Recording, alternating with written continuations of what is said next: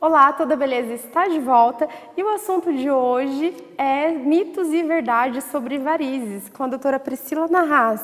Priscila, voltando ao nosso assunto, muita gente tem as varizes, né? E aí quer começar a praticar uma atividade física para não ir para a cirurgia. Isso tem como?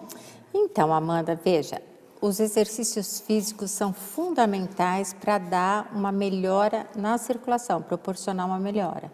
Porém, o fato dela começar a desenvolver atividade física pode melhorar a sintomatologia. Então, por exemplo, tem muita dor nas pernas, tem cansaço, tem às vezes inchaço no final da tarde. E ela começa a fazer uma atividade física, melhora os sintomas. Então, melhora a circulação, passa a não ter mais inchaço no final da tarde, ela se sente com as pernas mais leves, aquele sensação de peso não acontece mais. Porém, o que acontece? Às vezes que já estão doentes, que já são varicosas, elas continuam lá. Visíveis, palpáveis, tortuosas, porém sem sintomas. Então, uma coisa é diferente da outra. Eu não vou me livrar da cirurgia com o fato de fazer atividade física. Eu vou me livrar dos sintomas, Sim, que é muito ruim, com né? certeza. Até porque muitas mulheres sentem dores, né, por conta da varize também. E outra questão é, cera quente, ela causa varize também na hora da depilação, quem depila muito tempo, isso é mito ou é verdade? Isso é um mito, Amanda, porque assim, como eu falei no primeiro bloco, o trauma, ele é responsável pela formação de varizes quando ele é muito intenso. Porém, a depilação com cera quente não é o suficientemente forte o trauma para desenvolver varizes, nem pelo trauma e nem pela temperatura, porque a temperatura nada mais é do que próximo a quando a gente está debaixo de um sol escaldante na Bahia, não é verdade? Verdade. Então, porque se fosse acima dessa temperatura, a gente não aguentaria.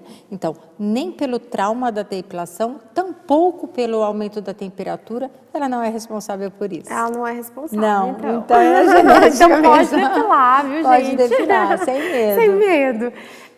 O que a gente também ouve falar muito é a questão da safena, né? Que todo mundo fala, mas eu vou tirar e se um dia eu precisar dela? Sim. Hoje em dia, vocês tentam preservar a safena ou não? Quando ela está comprometida, é melhor retirar mesmo, porque isso é prejudicial? Então, assim, a safena é a maior veia do corpo humano. Ela começa lá no ossinho do tornozelo e vem até a virilha. Quando ela está doente, o sangue, em vez de subir, ele desce. O que acontece? Se eu precisar retirar essa safena porque ela está inteiramente comprometida, procede-se a cirurgia. Mal nenhum vai fazer para a paciente porque eu estou excluindo da circulação uma veia que já está atrapalhando. Antigamente, a safena era usada como prótese cardíaca. Então, entupia uma artéria, não uma veia do coração, uma artéria do coração, retirava-se um pedaço da safena boa, não da safena doente, e fazia uma ponte no coração. Então, a gente usava isso porque não tinha outro substituto. Hoje, existem os substitutos protéticos, né, as próteses artificiais. Sim. E ainda existem os stents, que é uma molinha que coloca dentro da artéria, abre e daí desentope ela, dilata, né, a artéria. Então, raramente usa-se a safena para cirurgia cardíaca. Agora, voltando apenas à insuficiência da safena, independentemente da utilização no coração, quando eu tenho apenas um segmento da safena insuficiente, não ela toda, eu tento preservá-la ao máximo, retirando os seus ramos insuficientes para que a paciente tenha uma melhor qualidade de vida. Muito interessante. Sim. Isso. E com esse avanço da tecnologia, hoje em dia, né, tá tudo bem mais fácil também. E cada vez os procedimentos se tornam menos agressivos para a paciente, né? Sim. Com uma recuperação mais rápida. Mais rápida. Essa é uma questão também, né, que todo mundo fala, meu Deus, mas eu vou operar, aí tem que ficar 15 dias com a perna para cima, não vou poder trabalhar. Então, isso não existe Isso não mais. existe mais. Porque mesmo em caso de retirada de safena, esse negócio de repouso de 15, tem paciente que fala assim, eu vou ficar 30 dias de repouso, doutora? Não, pelo amor de Deus. O que ao longo dos anos foi observado? Quanto mais repouso a paciente faz, maior o índice de trombose pós-operatória. Então, eu tenho que colocar a paciente em deambulação para andar mais rapidamente possível.